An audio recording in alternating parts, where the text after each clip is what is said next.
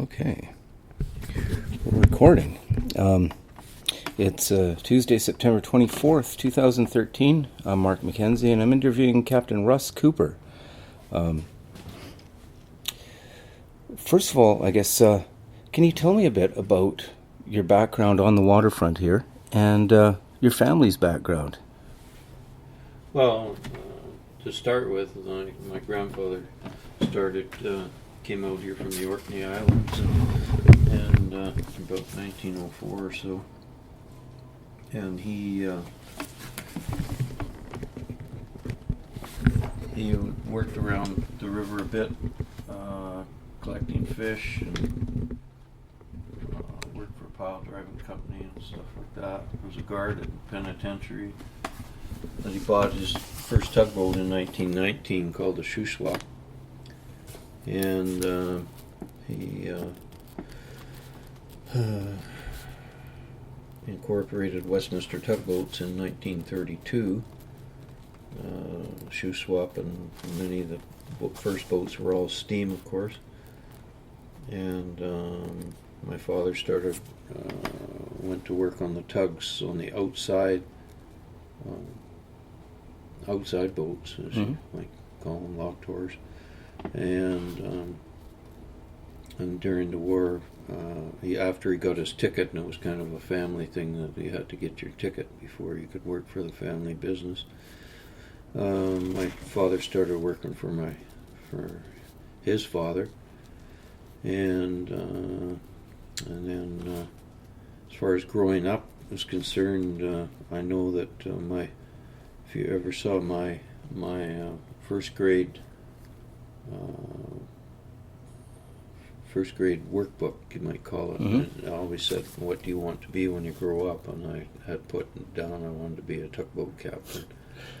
So that was when I was 6 years old or so. But anyway, I hung around the tugs, and went out with my dad once in a while when we were kids and stuff like that. But and then I started working for him when I was about 14, going to school, just painting and stuff like that. And then as I got older, I, was a deckhand with him weekends when I was going to school. And so, it was around us all the time. Right on. And I always had an interest in the boats. So, by that time, what kind of a fleet did Westminster Tugs have? Well, during the war, they had as many as 11 tugs, all mainly steam. But during the war, they started converting some of them over to diesel and rebuilding them. You couldn't... during the war, you couldn't build a new tug. You had to, get an old tug and rebuild it from the keel up, and then the next year you would replace the keel. So he ended up with a new boat. But there was 2 or 3 boats that I remember having had that done. One was the Joyful, that became the Westminster Monarch, and the Buster B, which was kind of the family favorite boat, became the Buster B again after it was converted to diesel, and rebuilt during the war. The Joyful was kind of after the war that they rebuilt it, but that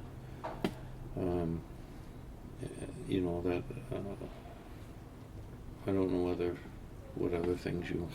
Well, was the business, were you guys mostly doing ship docking then, or was it a lot of mostly scow and barge work and log tows? Mostly, when my grandfather started out, he started out towing logs for Timberland Sawmills or J.G. Robson, and then they started doing a lot of rock hauling out of the Pitt River down to the rock jetties that went on to form the rock jetties of the Low Steveston. Oh yeah. And that's what I recall them telling me about. And gradually built a fleet up of quite a number of boats, and it wasn't until basically during the World War II and after, that ships required assistance. They once they were all mostly steamships, and they were able to just come in at a very slow speed, idling ahead, and they were able to lay themselves against the docks and get tied up. But when the diesel engines came in, or the motorized ships, they only had slow ahead, half ahead, full ahead, and so they needed holding into the dock, and so it was. That's when they started ship docking. So it's the complications of air start diesels and reversing those that need. Well, yeah, it was more that even their slow speed was fast. They would generate enough speed that they were faster than what the river was running. Okay. And so where the steam, they could just crank it, so any speed, right? Down, get it right down, and then they'd have a line boat, and they'd run a line in to the dock, and then once they got a line in, they were able to haul themselves in. So, but most of the docks were all up and down to the river, and they weren't. So they, you can use they the didn't current. have to go into any back eddy areas, or areas where the water was slacker, or you knew what the river was doing. Right on. So then, basically, following World War II with more motor ships, then there was a demand starting up for assist tugs and docking tugs. My understanding is that the way there was no radios in those days, and the ships used to blow when they were coming around Annabelle Bend there, and my grandfather lived up the hill, and he would hear them ship blowing in the middle of the night, and they would beetle down to the boat and get her going, which wasn't just pushing a button to start. They had to fire them up and get them going. But that I remember him telling me those stories. But, wow. So I'll do the name of the firm, Westminster Tugboats, and that was started by your grandfather's name is Tom Cooper. Tom Cooper. He's known as Tom.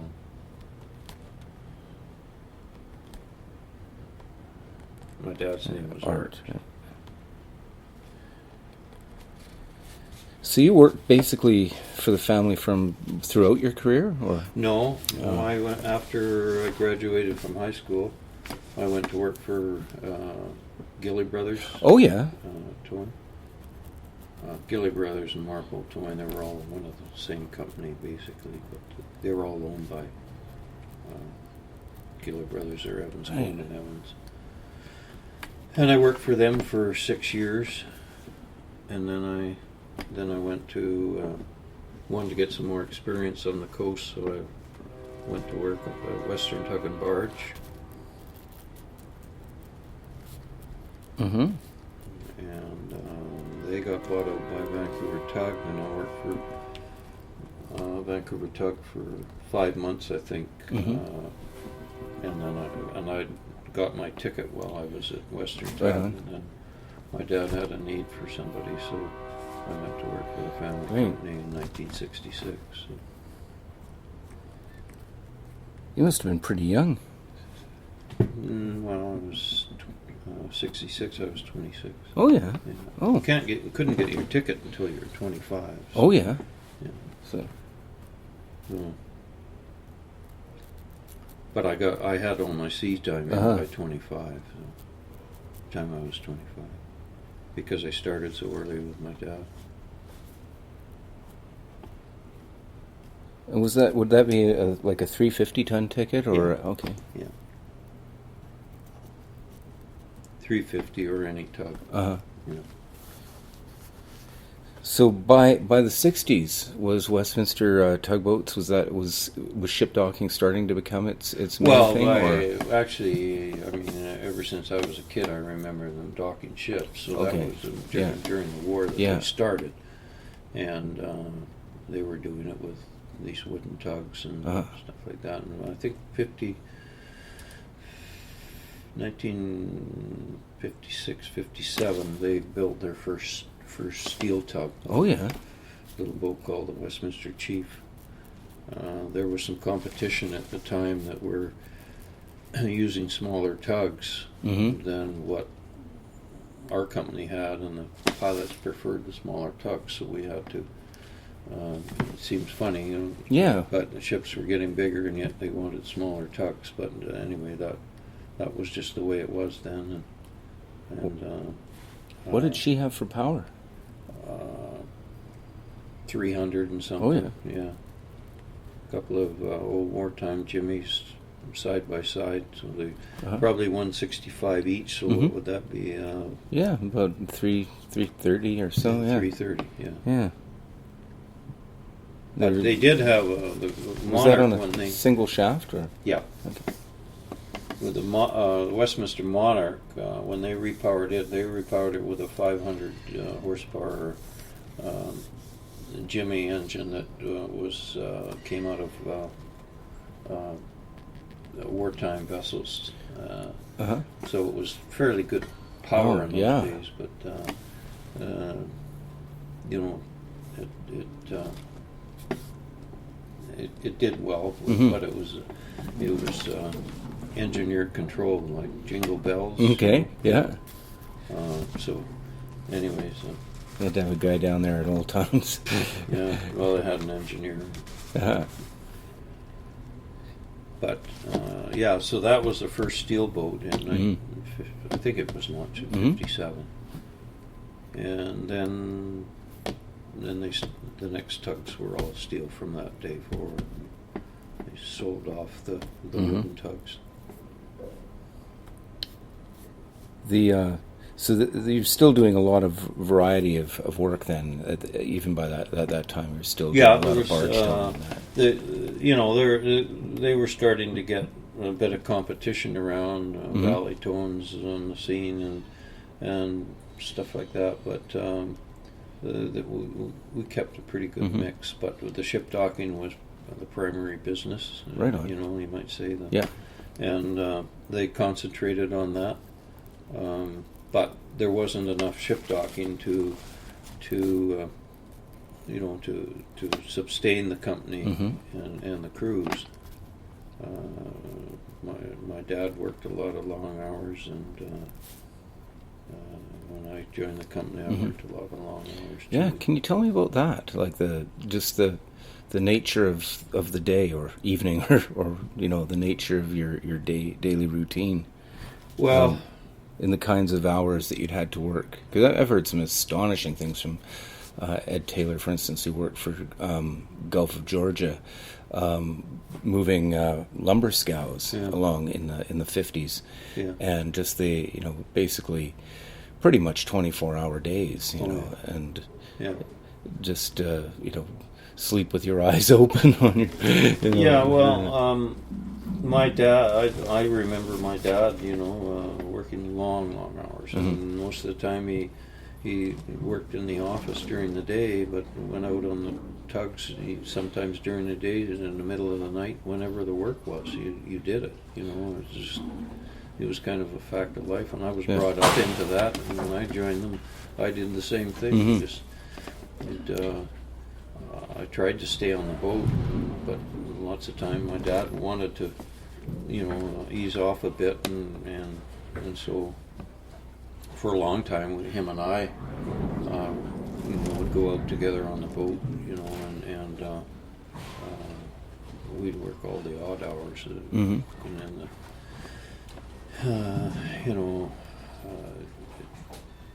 finally, he started to back away from a bit as I got more experience in that.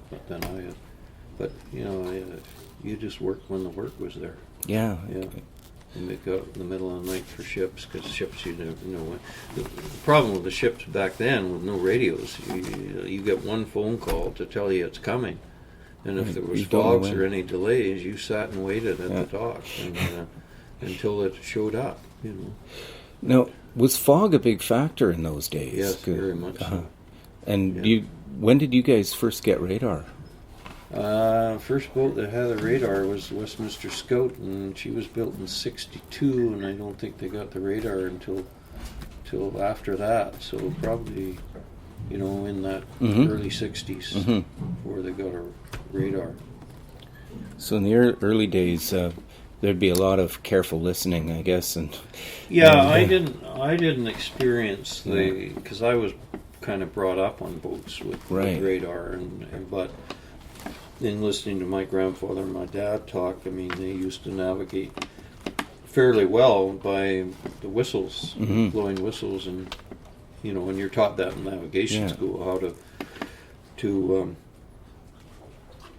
listen to and count how many seconds it takes to come back, and then you divide that seconds into 365 is the speed of sound. Oh yeah, and then you knew how far away you were from somebody's barn in Ladner, and you knew how far you were away from certain things that you got the echo back. That's how they navigated. Right on. Because out on the coast, they ran their courses and their times, but in the river, you could never know. You never know. You know, I mean, the speed of the river and current is changed in each time that you have transited it. So I thought it was pretty remarkable. I ran around here a little bit on boats and a little bit of fog and stuff, and but you really had to see something. You know, I mean, maybe you might be a few hundred feet off the dock or something, and you just follow the dock. But fortunately, I worked in an area where there was radar, but my grandfather and dad certainly didn't. Mind you, they tied up a lot too. Yeah. You know, it was just too bad. That's the way the conditions were. You didn't go. And the ships, we'd sit for 2-3 days waiting for a ship to come. Wow. Did you notice a change in the fogs once they started decommissioning beehive burners and people stopped burning coal and stuff? Oh yeah. Right on. Did that was that almost noticeable year by year? Or? I don't think so, but you know, as years, I mean, it took a long time. You think about it. I mean, we were, even when I was running the company, we were times when you were tying up, because especially with the bridges, you know. Right, trying to run the bridges. You know, you always want the tide against you or the current against you, whether it's ebbing or flooding. You know, if you're going up the river, you wanted the river coming down, but you know, as radars got better and better, I mean, just about, you know, the way it is now, they do pretty good at running, but you know, the fog isn't anywhere near what it used to be, you know. Yeah. So, but you know, and then the ships started getting radar or having radar and better navigation equipment, and then they would ships would usually go against the current, you know, one way or the other, you know. So they would try and wait for the tide. Yeah, But now just equipment today. There's other forces at work. Economy, I guess. But fog over the years certainly decreased. That's for sure. After the mills shut down their beehive burners and stuff. Yeah. How big a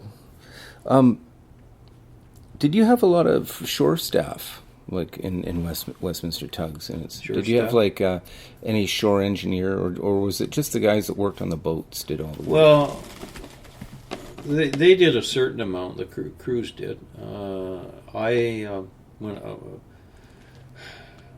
know if my dad had anybody particularly, but I did a lot of it when I was working for him, and then. After I kind of took over, after Rivto bought my dad out, I kind of had somebody around, one person around as a shore engineer type of thing, right until the time that I retired, there was only one. You know, but 'Cause- we also fell back on in later years to Rivto's shop down there, Right. but Over in Annieville there. yeah, Yeah. in Annabelle, but I didn't. We didn't. We did all the day-to-day stuff with Yeah. either me or my shore engineer, and you know, so one. The answer is one. Yeah. What was the year that Westminster Tugs was bought by Rivto? 1976. What they did was bought my dad's shares, Okay. and so I remained on as a actually just a minority shareholder. Mm-hmm. And in 1982-83, I formed a company and became a corporate partner with Rivto. Okay. I was running Westminster Tug. Oh, right on. So But you were still working for the company I was on a still daily working, basis. Yeah. But Yeah. you know, the any profits or anything, it was divided off so Mhm. that my company showed that we were, you know, Oh, yeah. making. Whereas when you're a minority shareholder, you know, You just get a dividend, I guess. Do well, you, or- there wasn't any dividends with Rivto, you know, believe Yeah. me. But the way it worked, Mhm. they couldn't. They were in '82. You know, it was a bad recession, and they were Mhm. losing. Yeah, I'd just come out of high millions of school dollars. and But we were making money the whole time. wow. So they had to pay tax because it wasn't a wholly owned subsidiary. Because I Okay. owned a certain part of the company. Oh yeah. So they had to. They wanted to be able to not pay taxes on that money Right. when they're losing On their the other stuff. coastal stuff. eh? So they did that, and it worked out for them, and it worked out for me very well. What sort of led to your dad's decision to sell to Rivto? Was he just ready to retire, or was it just the right price? Or Yeah, he wanted to get out, Mhm. and I at that time felt that I didn't have the wherewithal to be able to run the whole company. Mhm. You know, all the financials. Yeah, there's a lot of end it, factors, and, yeah. you know, the work at that time was you know, there was threats of people taking over the ship docking and stuff like that, and I was putting in so many hours. You know, if it wasn't on the boat, it was in the office. I mean, you're running a 24/7 operation, and I was it. You know, Mhm. and you're on call. You know, we tried to hire some people, you know, or person or two to come in and help me, but it just never ever seemed to work out. And basically, the money wasn't there either for it, you know. yeah. And so I didn't, you know, didn't want to work that way once my dad retired. Yeah. So Rivto were buying a lot of companies at that time, and it was an ideal situation for him to try and get out, and he wanted me to be looked after, and so Great. Rivto went along with everything. You know, I really admire them because they there was a 5-year contract in which we had stated when I told them I had gone to them and asked them if they were interested in our company. I always remember Lucille Mhm. Johnson and Norman Koslich called her to say Russ Cooper's here and they're interested in selling their company. It took her about 30 seconds to be there with her tape recorder. But I kind of said to them that I would like to stay on, and I like to manage Westminster Tugboats as it is, as a going entity, and keep the same colors and same name and the whole thing. And they said, yeah, that's fine. They wrote up a plan. It took about 6 or 7 months to, more than that, I think, before it was completed. But you know, they not only lived up to that obligation for the 5 years, but they lived up to it until the time I retired in 2002. Wow. You know, certainly I went along with some Yeah. changes, but they I always remember John Cossage. I went to him one time and I said, "Geez," and this was in the next recession. When was the next recession? 2002. Oh yeah. 2002 or something. Yeah, something like that. Yeah. Yeah, and I said to him, "Jesus, John, you know," he said, "Do you think we should be amalgamating?" Not a chance. Don't even talk to me about it. You stand on your own. You know? And I'm not going to screw up a Good thing. Yeah. And and they lived up to that rate. Well, up until Smith took over in about 2003. Yeah. Although they bought us in 2000. We continued to operate. I had to stay for 3 years. John had to stay for 3 years. Right. I remember when I first started here, you were still running it. Yeah. But it was after that, about 2 or 3 years after that, that Smith kind of took over. After John left, then they took a hold of it then. But. Yeah.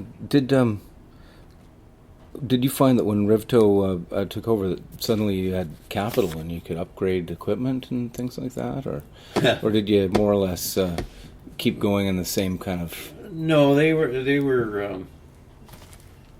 We had just built the Hayek in '75, and which was then our biggest power. It was 1,100 horsepower at that time. Was she the first Z-drive tug? No, she wasn't a around here. tug. Oh, okay. No, that wasn't until about '89. Oh, I'm thinking of the Hunter. Yeah. Hayek.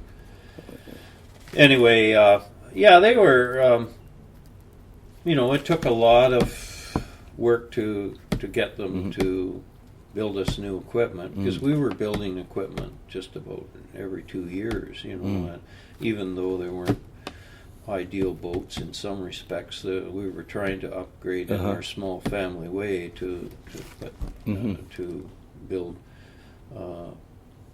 better tugs or more power. Power is what you sell when it's ship docking. It doesn't matter what size the tugs are. If you got the power, that's the main thing. But I mean, we're still talking in the 400 and 500 horsepower range until we got this to the Hayek, and then from there and we had the Shaman was prior to that, and we the Shaman was the Shaman came after. Just a minute. No, the Shaman was built in '72. Hayek and so we were upgrading our fleet until we got to the Hayek in 75. So she was what, 1,200 or 16? 1,100. Oh, 1,100. Yeah.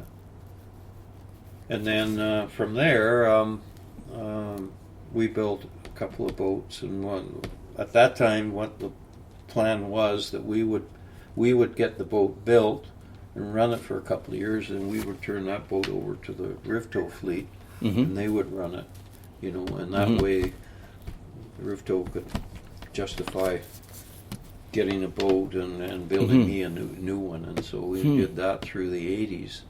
Oh, really? We got the Chinook and when was the Chinook?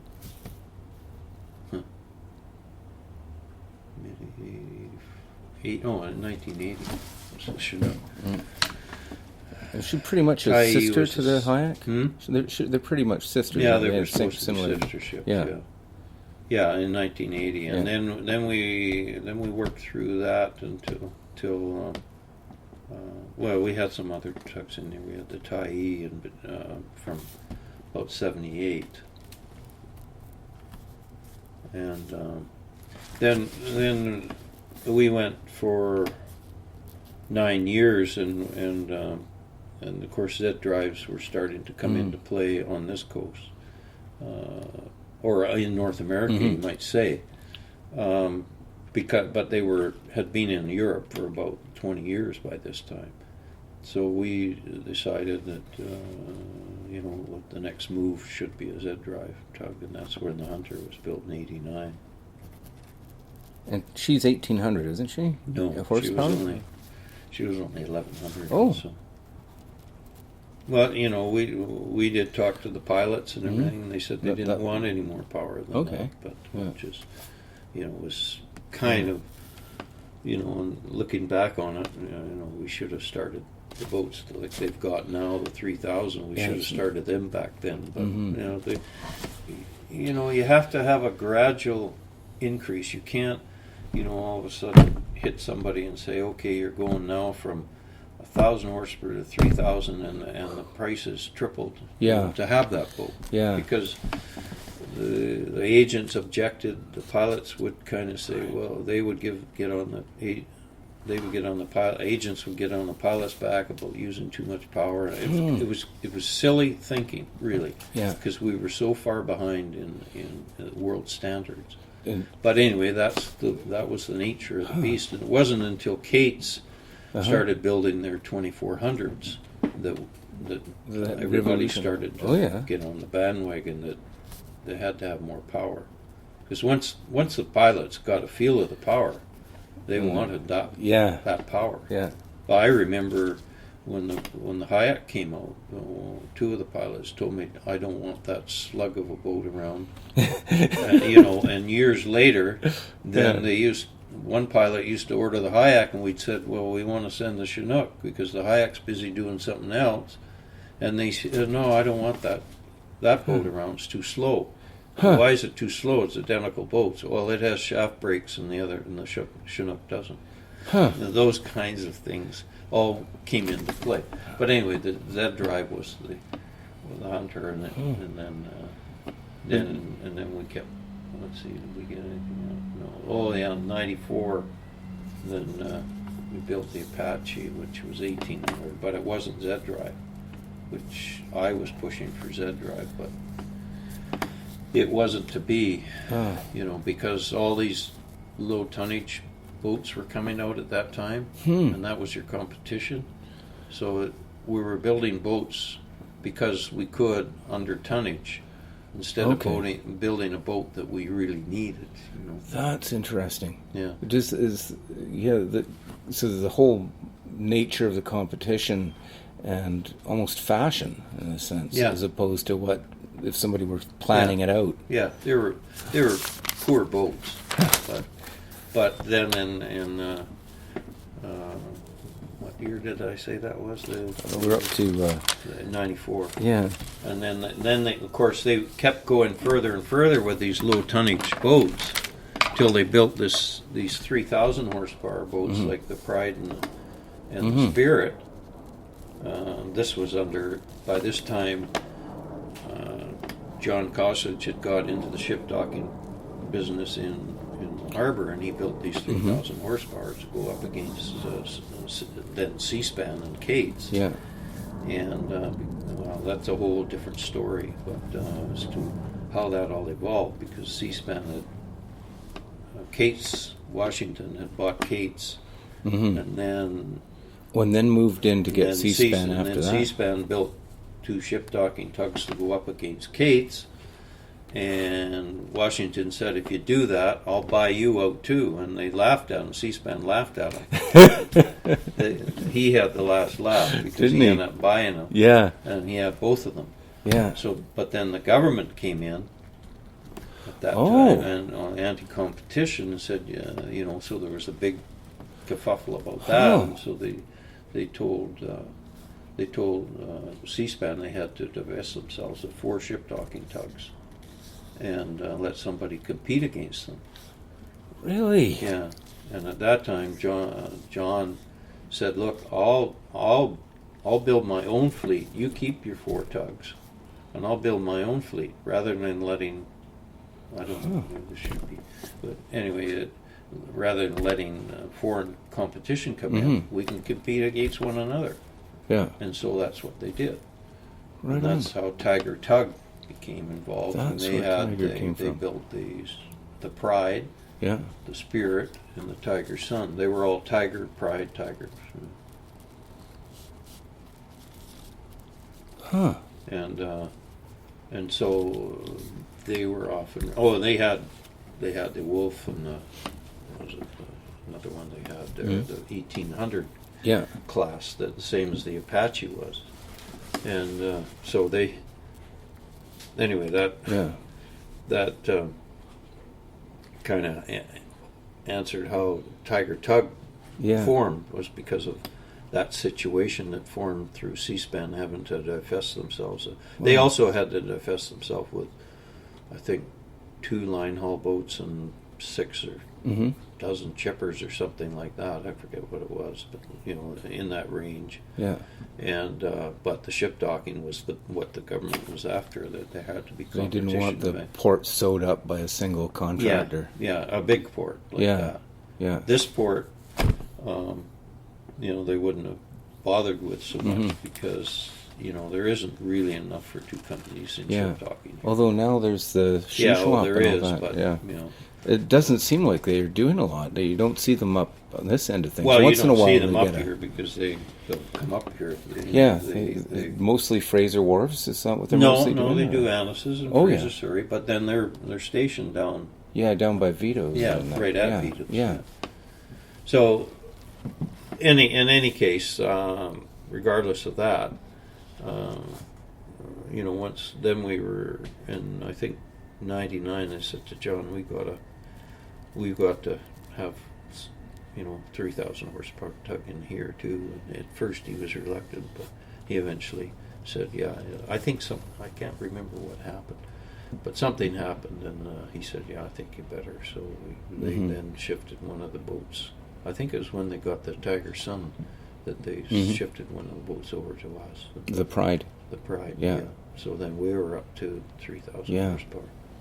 And she's still the hardest working. It was important to the ship owners and agents at that time because of all the power in the harbor, all those boats that they were building over there in the 3,000 range and to 2,400 and all that. And then they say, well, how come the river can do it with 1,000 horsepower? And the ship age or ship's masters and that say, dude, only, most ports we go to is 3,000 horsepower. How come no in here? And so it's just a evolution, really. Yeah. It just evolved until we were up to. They've still only got the 3,000, and the new guys they came into with a 3,000 and now 5,000. Yeah. It's a little overkill. Arms race. Arms race. Yeah, that's right. So that's where we ended up here in 2000. With Smith looking at it and buying everything. So, and then Smith got rid of the rest of Rifto. Yeah, which seems odd.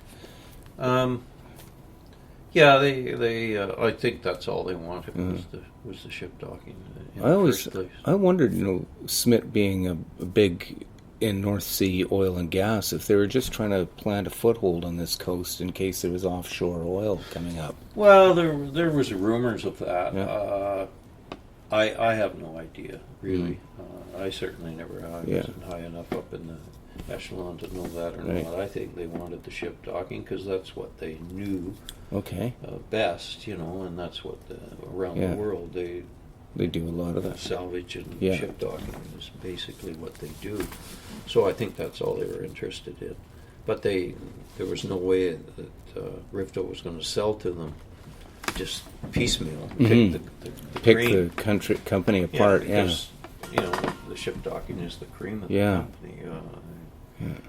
So, when you think that they had Westminster, they had partly of Vancouver, 20% of Vancouver probably. They had all of Rupert, all of Kitimat. Well, they didn't have all of Rupert because at that time Bert Orleans had a couple of boats up there in Rupert for the coal terminal. But that's all changed too because they bought him out. So they had a fair, substantial hold in ship docking. Also, so. Do you think the dissolution of Rifto, even though C-SPAN, bought almost all their assets, I guess. That's all they bought. Yeah. Do you think it's left a vacuum? Because since then we see Mercury Towing or Leadcore bringing those barges in from China, and now we've got Amex building its huge, or converting the old, what is it, the... Ritchie Brothers. Well, they've got. They've converted. Not the Straits Coal Decker, but the what's it called? It's Oh, a the big Oregon. log, yeah, the Ocean Oregon into Yeah. a chip barge now. Oh, yeah. Do you think that's got something to do with Rivtow not being on the scene? That there's now a vacuum? Or? Yeah, customers are always, it doesn't matter where they like to see competition because they never know whether they're getting the best rate that they can. Right. And Leadcore wanted to get into the towing business, and from what I understand, and of course, Amex and them, they had Peter Brown there that just loved to, stick the knife in and turn it, type of thing, and but he's not there anymore. But they still have gone ahead with this chip part. We've seen it over 100 years on this coast. The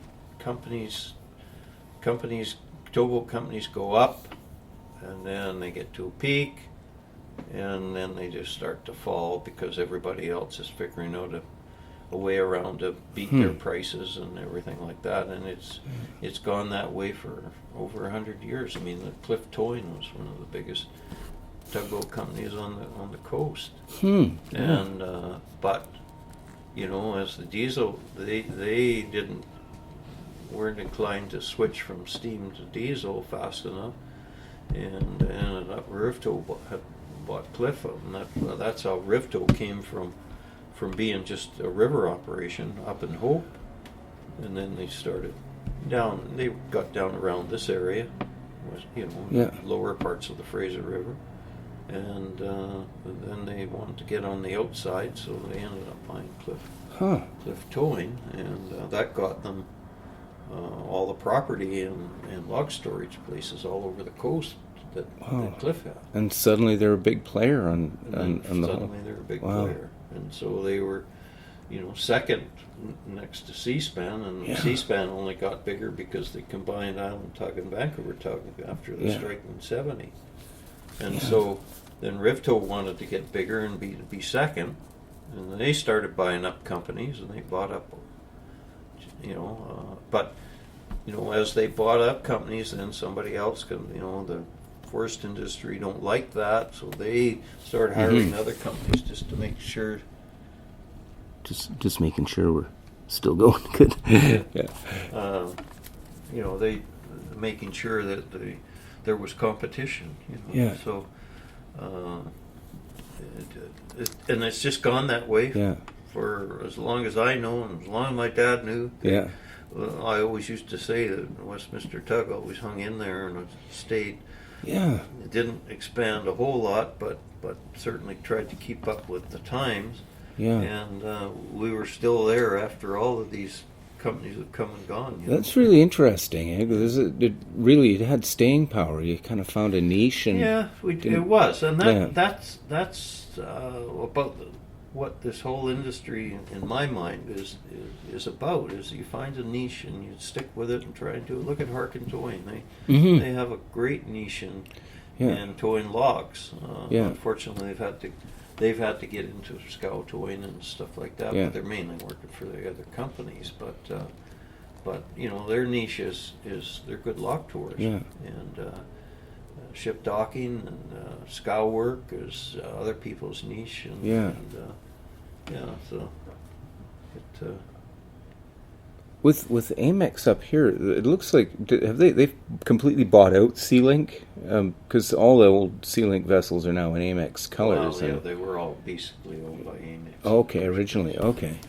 Well, he was the money behind Brown, as far as I knew. Okay. Because I was kind of interested that they're able to get by with some really old tugs. It's almost like a tugboat museum up there. Yeah, that's right. The Sea Commander and the General Jackson. Said it told C-SPAN it was going for scrap, and then first thing you know, they had it running and went in competition with C-SPAN. So that's why you see C-SPAN today when they send all their they old get tugs, them offshore just as fast as possible. They sent the Haida Monarch and loaded with their deck loaded with. That's one of the things about the industry was that we used to sell our boats, Mm-hmm. And then the first thing you know, you saw them going by here or going somewhere doing your work that you used to do. They got in. Your entry level for a new boat was, say, $1 million. Their entry level, they bought the boat off you for $100,000. You know, they can compete against you very easily. Yeah. Because first of all, it's the ease of getting into the business, because their capital doesn't. They only need about 1/10 of what you had up here. Yeah. So it's and that's what happened. So theoretically, the best thing you could do for all of us would have been to just crush our boats and say they're finished, life's over, get rid of them, get them out, get the capacity off the coast. Because they're on the books for so many dollars. Yeah. Everybody wanted to sell them. Right. And then everybody goes and comes. There's all kinds of boats around. This coast that are still working. That others had thought that they were finished. Yeah. Well, I noticed that they've brought up this Invader. It looks like a twin screw tug from San Francisco. She's tied up. I don't know what that's all about. Yeah, are they going to scrap her or are they going to put her in service? She looks like a pretty powerful seagoing tug. Yeah, they were pretty neat boats. And she's obviously come to grief against something. If you've seen her starboard side, wheelhouse is all smashed. Oh, is it? It's like she went under the overhang of a freighter or something, or into something. I haven't seen. I haven't close looked at it. Yeah, the port side probably looks okay, but the starboard side's ugly. Well, I know the mast is off it too. Yeah, I think maybe that was the same accident. I don't know. She's really light. She doesn't seem to have anything in her.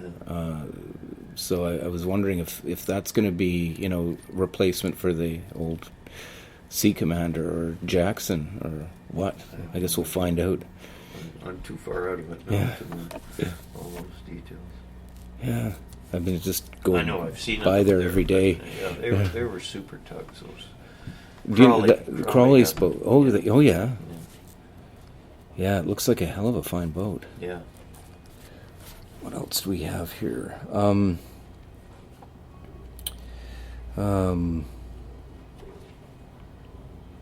When you were starting out, how was the pay? I mean, when you were working for other outfits and stuff like that, didn't you? When I started with Gilly Brothers, I think my first check was $192 a month. But we were getting time off then. There was a certain amount of time off, day for day, when I started. Oh yeah. But when my dad started, they just worked them all the time. Just your 2 weeks holidays. Wow. Or if the boat broke down, or if you're in for overhaul or something like that. God, it'd be tough to raise a family, eh? And those well, kind of things. Manage. After when I started working for my dad, I think it was around $500 a month or something like that. When I bought a house and over on the other side of town, the payment was $140 dollars a month, and I used to say, if I could only just get rid of that payment at $140, we'd be on Easy Street. We're talking. But I used to work a lot of overtime. I made fairly good money, but it was still never made over $1,000 a month. Jeez. When you were starting out, were there some old timers on the boats? I mean, you grew up in the environment of tugboat lore, but were some of the other guys that you worked with, were they mentors to you, kind of? Or? Well, I did on the outside boats. Yeah. Martin Higgs was. Oh, yeah, I've heard that. I worked with him. He was a character of characters, and there's some guys at Ocean and Gilly Brothers, guys that worked for,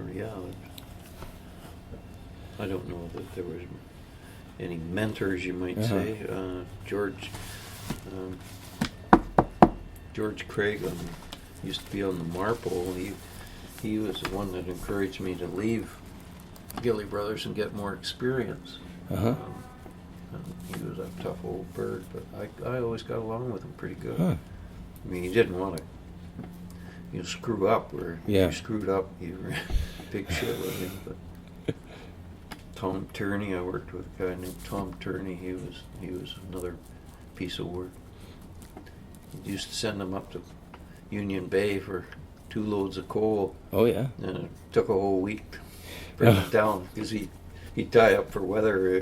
There's just have to be a ripple. It'd have to be like this. It'd have to be log towing weather before he'd go. Where are you tonight, Tom? Deep Bay. Weather no good. Well, Tom, it's looking pretty good down here. Well, it's not up here. 2 loads of coal. Whole week. Oh well. How about that? Was the I guess the Marpole they did a lot of coal towing. That was one of their big gigs, wasn't it? Well, Marpole Towing was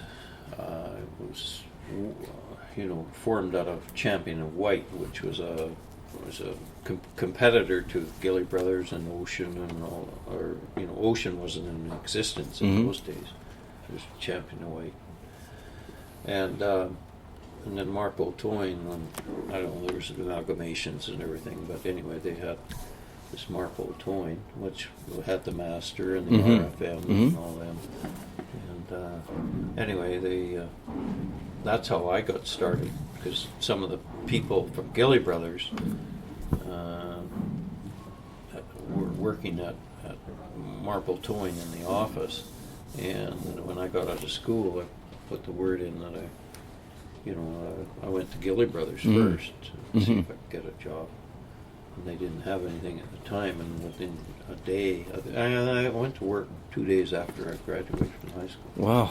Yeah, and Marpole Towing put me on, and then I transferred over to Gilly Brothers. It was a different kind of environment from the year I graduated. It was in the recession of the early 80s, and God, there was no work up in Courtenay, Union Bay, that area. It was washing dishes, pumping gas, stuff like that. Well, a lot of people say we were the lucky generation. Yeah, just all kinds of work. So was there that sense at the time that I could always find work elsewhere?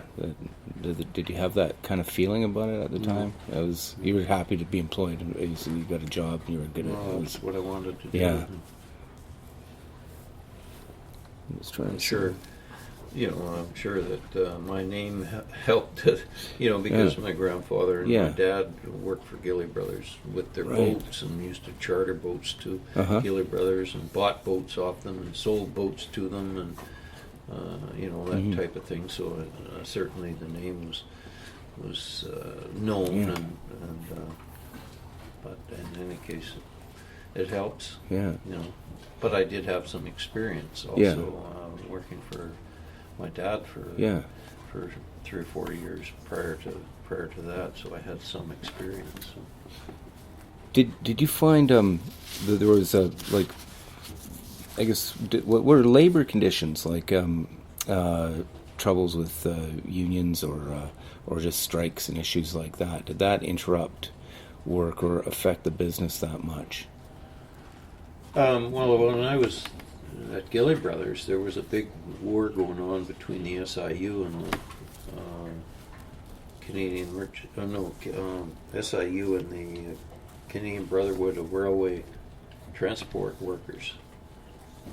And SIU, that was the Seafarers International Union. Yeah, and that was in Hellbanks, and Roman Grolowitz were involved, and they basically were thugs, other way of describing it. I mean, they were connected with mafia and bullshit. But anyway, a lot of the people at Gilly Brothers were dissatisfied with the way they were handling things, and so a lot of them wanted to switch over to the Canadian Brotherhood of CBRT. And anyway, it was kind of an interesting time, because there was lots of arguments for and against, on the boat, off the boat. But anyway, one time I was out on the boat, I think, but the SIU called my mother and asked me where I was, and she says out on the boat. She made a threat to her that. No way. Oh yeah. That if your son joins the other union, there'd be trouble and stuff like this. Yeah, it was kind of scary times at the time. Wow. We did succeed in switching to CBRT at Right on. Gilly Brothers, but that's how there ended up with 2 Siemens units. So this is the early 60s. It's around 60. Well, that would have been early 60s. Yeah.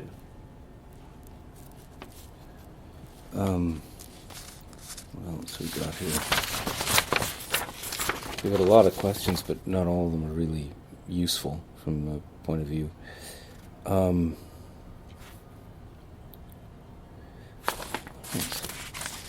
god, there's going to be so much stuff I'm going to think of later on.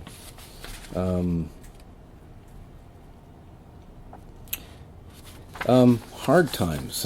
That's always an interesting one. Like when it was pretty much booming throughout most of the 60s, but I mean, at the end of the 70s, for instance, early 80s, things kind of slowed down, and we had another. I know I got laid off once in my whole career. That's in the time Wow. I was off Gilly Brothers. So I don't know. I'd say that would have been the early 60s when I got laid off there. But I was laid off. I was off for 2 weeks, and then I got called back again, and that's the only time I was ever laid off. All the time I worked. But and other than the recessions, but I made it through unscathed, basically. What are some of your thoughts, just briefly, on the changes in the waterfront now that New Westminster's almost deindustrialized? Yeah. I mean, Queensboro even. I mean, we lost the last shipyard on this side of it, back last spring, and I did a bike ride with my family through Queensboro a couple of weeks ago, and it's empty industrial areas that are being rapidly changed, and I mean it's sort of an evolution that's going on all up and down the river. How do you think, can anyone have imagined that back in the days when this was a thoroughly industrial town? Well, probably not. Yeah. I mean, when you think about it, you just thought it would always be there. But I always,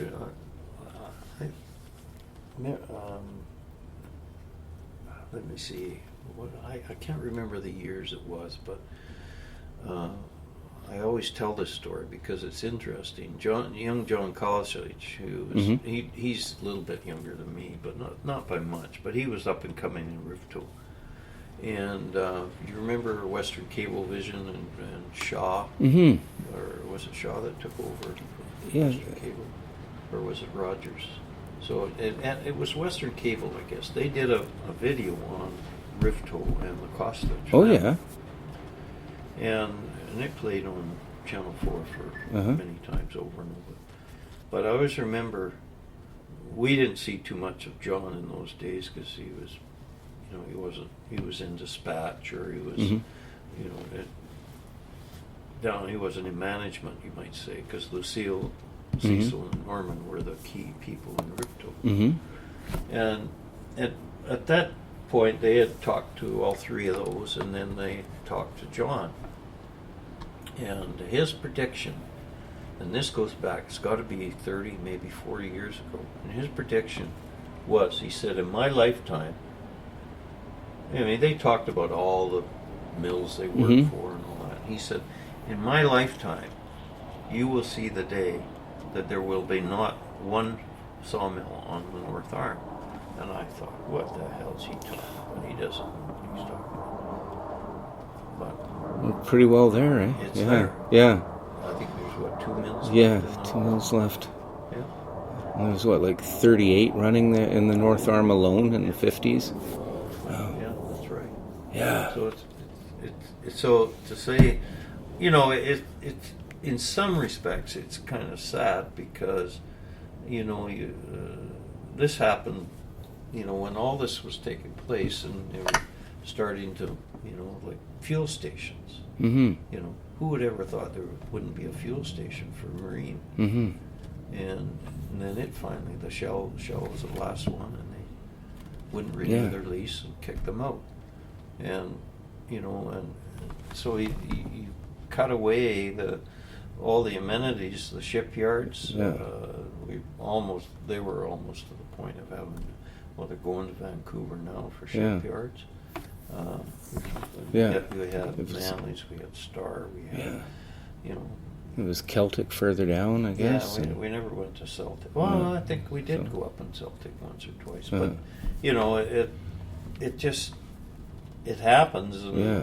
You know, is it good? Well, it's for livability. I guess it's good for the city. It makes a pretty town, for But sure. if you wanted to do business on the waterfront, Yeah. it's not very good. Yeah. You know, for you know, I mean, everybody adapts and everything gets done and a lot of that. But these guys now are running to Steveston for fuel. I mean, you know, when I said, well, what are we going to do about fuel? Well, we ended up bringing it in trucks. Mm. Well, then Smith got all jittery about insurance and liability on Yeah. fuel. I remember transfer. seeing you guys used to Yeah. fuel up there. Yeah, Well, like now we they- do. Yeah. They run to Steveston to get fuel on that Pride. Yeah. You know, it cost them about $1,200 just to run down there and back. You know, don't let alone counting the crew's wages and Yeah. everything. Yeah. Just, I mean, it burns about 150 gallons an hour. There's an empty fuel dock sitting at Amex.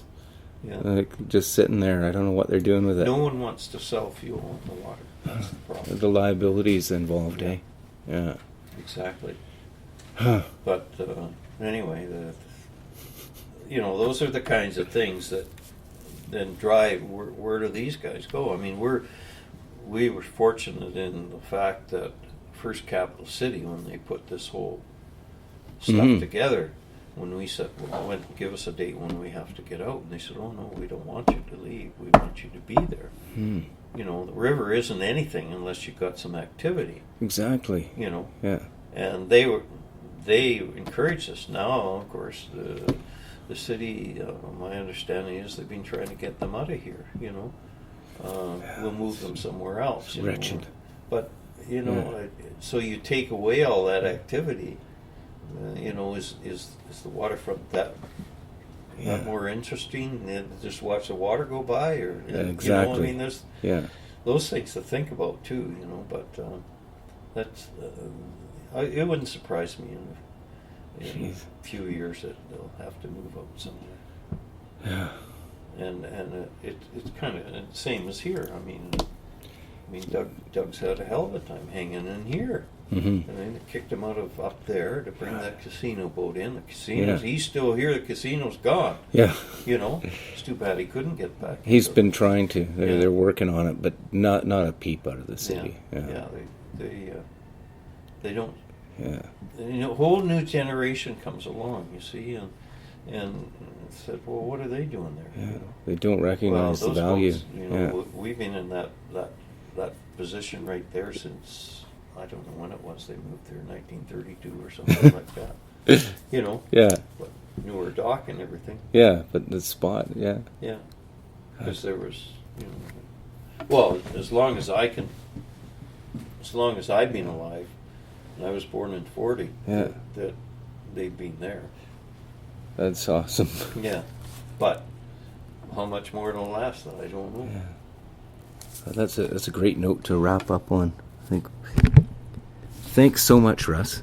Okay. I really appreciate